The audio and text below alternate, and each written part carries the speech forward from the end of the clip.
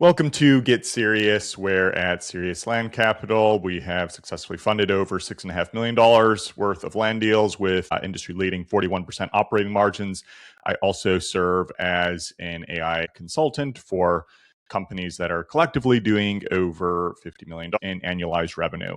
Today, I feel like we've had a lot of topical focus on some of these developments in AI, and I don't mean to be like more of a, generalized up-to-date AI news. Like some of that is within it, but I really like to bring in some of the inside knowledge I'm getting, directly from people in my life that, I don't think are widely reported, and then how that pertains to society overall, and kind of thinking about your own situation. Like, I just think it's such a fascinating time to be alive, and things are almost changing on a week by week basis. I think we all feel the pace of life here. It's probably something that's giving me the most uncertainty and trepidation within my own life, is just like trying to keep pace with where the world is going, and almost to a certain degree, like just trying to hang on and trying to make the right decisions here. I feel like that's the biggest crux of what's going to determine, I mean, it's kind of like a trite thing to say, but, between the success and failure, like what decisions do I really need to make over these, coming weeks to months to, few years here. I've just never felt that pressure so intently, and that probably resonates with a lot of you that might be listening to this at the moment too. So I'm sure by this time many of you might have heard some of those headlines about the OpenAI test model, that their model that was just, again, undergoing internal development, that they were trying to see how it performed on a certain task, and it broke outside of its internal containment, like OpenAI's own private servers, and managed to hack its way onto Hugging Face's servers. And Hugging Faces, kind of like a collection of it's some type of AI platform where you can kind of hook models against. I might be butchering this, but a larger company within the AI space with a lot of its own sophisticated cybersecurity, and still OpenAI's model was able to autonomously, that's the key word here, hack onto its servers, unbeknownst to Hugging Face initially, unbeknownst to OpenAI, and attempt to find the answers to the ultimately benevolent puzzle that it was trying to accomplish. But still just like an absolutely wild story. Like this is, as far as we're aware, like the first time some autonomous hack has actually happened. And like, who is liable here? Is it OpenAI? Theoretically, yes, because they created the model, but no human decision maker at the company as far as we're aware, directed the model to break out of containment. And so it becomes this interesting legal gray area. And it, fortunately, well, I don't know whether it's fortunate or unfortunate, honestly, is like the Hugging Face team viewed it more as a curiosity, and there wasn't like actually any damage done. But that might be the relationship they have with the Open AI team. Whereas you could think, okay, if this was like a Chinese open source model like Kimi or Minimax, for instance, would the response have been significantly more different? Or like take any other state actor, not that they're far ahead in AI, but like Russia or Iran, for instance. So you could think theoretically that the response would have been much different if it hadn't been OpenAI, or what if OpenAI's model was like trying to be deliberately hostile, or even inadvertently so. I guess you could say it was inadvertently hostile just by hacking onto servers, at least taking some of their bandwidth, even if it was just trying to solve certain questions. And I think many folks probably are familiar with the old theoretical paperclip scenario where, yeah, you get some super intelligent AI that is directed to just produce as many paperclips as possible, and it takes that directive to the extreme and like wipes out all life on Earth, because it just keeps finding more and more efficient ways to create paperclips until like it consumes everything within its environment. So that's like the extreme end of it. But like this action taken by this OpenAI model is heading along that path. Like we are in truly unprecedented times. I know like there's still a subset of folks who are kind of poo-pooing AI, the technology, or like not quite seeing the potential. To me, it's like they just haven't used it enough, or like paying to like this is like no technology in the history of the world has ever done anything like that. Again, this is like a no legal precedent, anything like that, like a fully autonomous attack on behalf of a computer program. Like this is so futuristic here. And I know, some of you might be familiar with like the, I believe it's called Project 2027, but it's a team of forecasters specifically as it relates to AI and like hitting certain milestones that in their opinion are leading or has a higher likelihood to lead towards a more negative societal outcome based on AI's continued progress. And they were predicting in autonomous AI model breakout, but I think they were more granularly pinpointing it to be closer to like late 2026 or the first couple months of 2027. So it might even be ahead of schedule. But if you actually look at how accurate these forecasters have been, like it's been pretty remarkable here. So again, like we are in truly wild times, and I just really want to hammer home that point of like we're just we're at a point where we're not like certain what exactly is going to happen within society here, and especially again like we're technically the farthest ahead models, I still think, fortunately, are ones that are US based and seem to be run by benevolent individuals. That might be a controversial thing to say. But again, consider that some of these open source models are supposedly only like 3 to 6 months behind the absolute most frontier models, and most of them have been just trained on the best models from Anthropic or OpenAI, and so they're potentially copying these capabilities that are going to be able to autonomously break out and hack whatever. It starts to create this scenario where if there's one bad actor out there, that they could just do a tremendous amount of damage in so many different ways. So that's kind of the backdrop that I want to mention to that. Again, that's like all publicly available info. Obviously, some of my thoughts behind it as well. And I know in the previous week I talked about some family relations, how AI has been affecting the job market. Even people within my life maybe brought up some other individuals you've thought about, especially the younger folks trying to look for entry level jobs, and how there's just very interesting warning signs and real impacts on those type of individuals, and again how fast these models are progressing here. And to focus again further on that cybersecurity point, so at my brother's wedding, again, his now wife's sister husband works for an Israeli cybersecurity firm. I don't actually know the name, and probably wouldn't mention it even if I did have it, but they are a well-funded outfit, and they actually work with one of the venture capital firms that was a deep and early investor with Anthropic, and so has one of those super limited licenses for Claude Mythos, which you might have heard of. Like that's still technically available publicly, but only to a handful of companies because of the threat that Anthropic was, I think, rightfully determining to be worth postponing, full release of Mythos. So, we even saw there was some thought about Claude Fable a few weeks ago. The U.S. government blocked access to it for a while. Fable is not quite as good as Mythos in several dimensions there, but it's still getting closer. But Mythos is still, as far as we're aware, besides like completely internal models at some of these frontier companies, to be like the most capable model out there, and is finding holes within cybersecurity like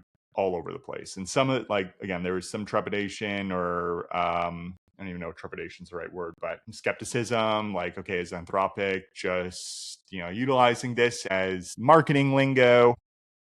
Are they just trying to kind of pump themselves up, like, hey, we have such a crazy model, we can't even release it to everybody just yet? But now hearing from somebody who works at a well-renowned, well-funded cybersecurity firm, Israeli nonetheless, and the Israelis are known for being very tech forward, and outside of the US, outside of Silicon Valley, like they have a strong startup ecosystem, and this particular company having access to Mythos, like this now family relation of mine, when I was talking to him about it, he's like, yeah, when we've gone into, consulting with certain companies on their cybersecurity profile, the holes that could, you know, that could be filled with more protections in place. Like when they are utilizing the Claude Mythos model, like it is blowing out of the water how many potential bugs other cybersecurity firewalls had previously determined, like almost by an order of magnitude. I think for someone that's like, don't fully quote me on this. I didn't have my recorder out or my Notion meeting notes, capturing all of this. This was at a little wedding cocktail party, but like I was capturing the gist of it. So just again, keep that in mind as far as the details.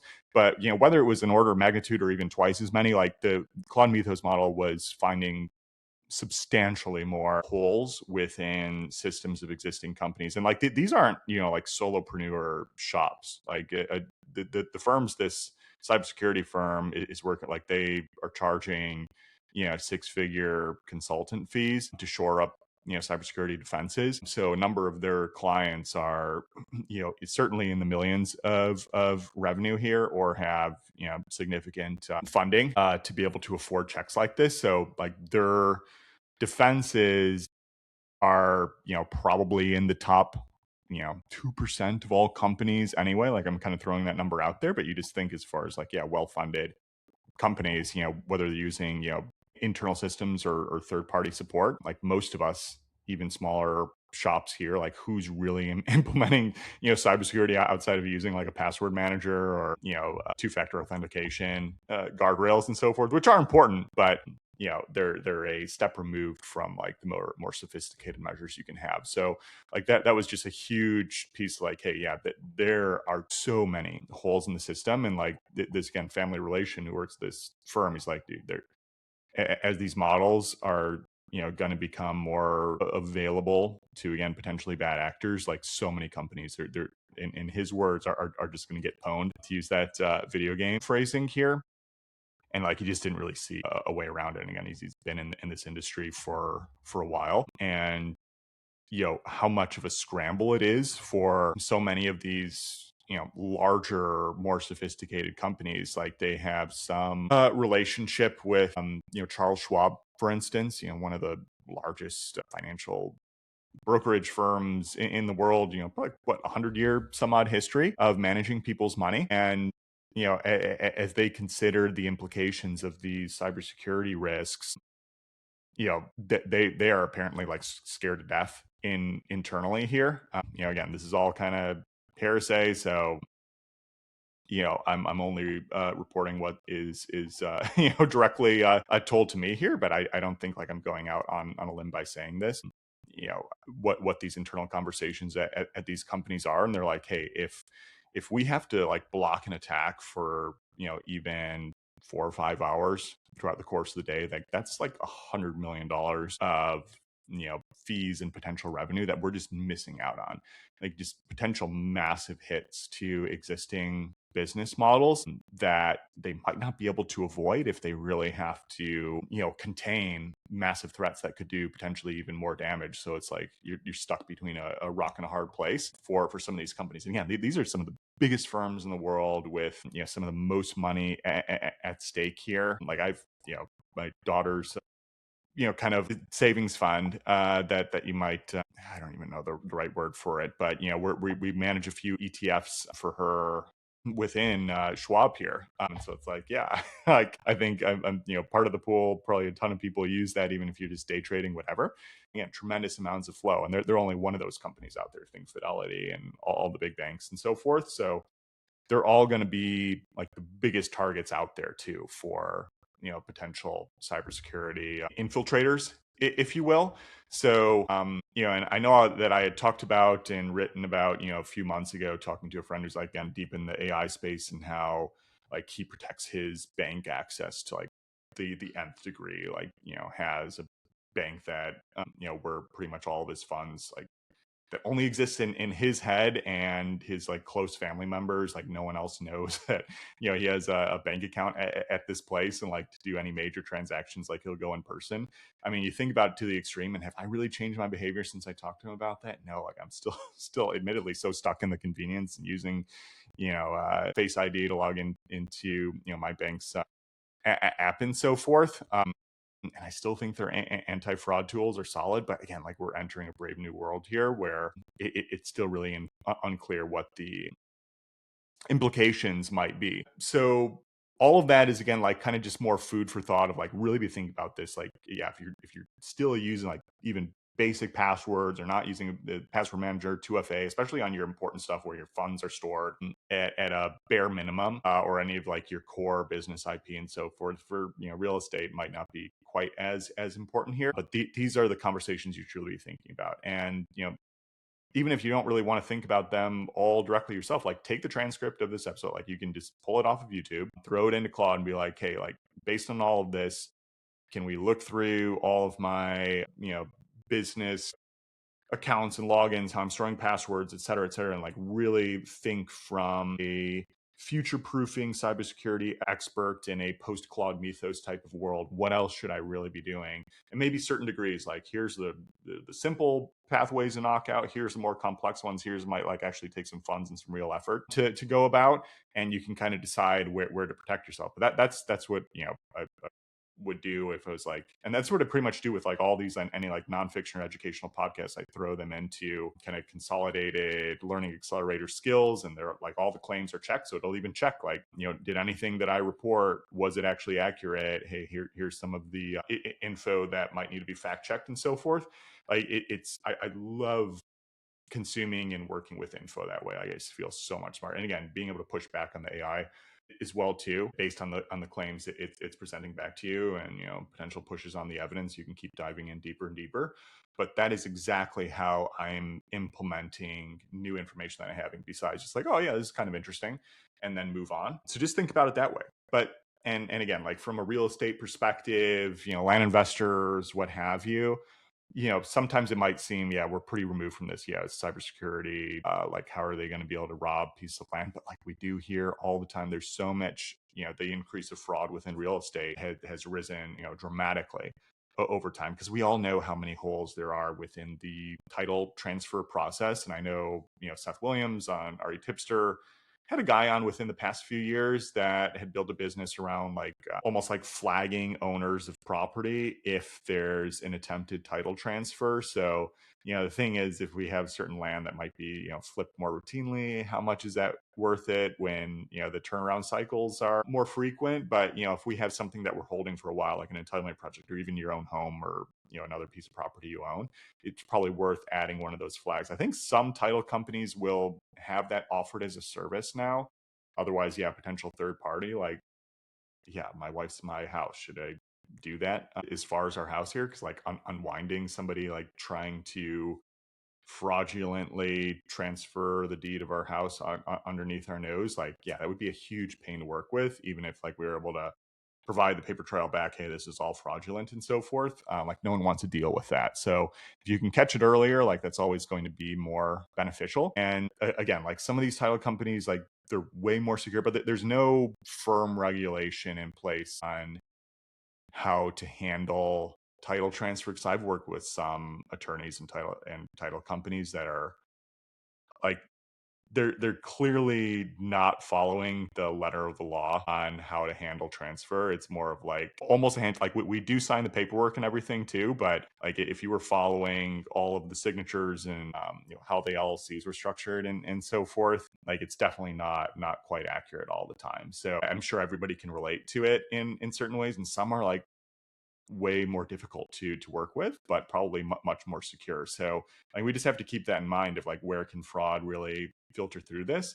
And I know there's also been other systems as we kind of wrap up here of, I saw, again, crypto's been like kind of in and out here. Like it's really faded in terms of relevance more recently compared to AI from, tech interest standpoint and even investment interest. But there were certain startups that I saw, at least going back to like 2020 or so, that were trying to build title transfer businesses for real estate that would work on blockchains, whether it was like Ethereum blockchain or what have you, and be able to have a more consistent and provable mechanism for assessing and determining title transfer, and maybe be able to reduce the administrative costs and so forth.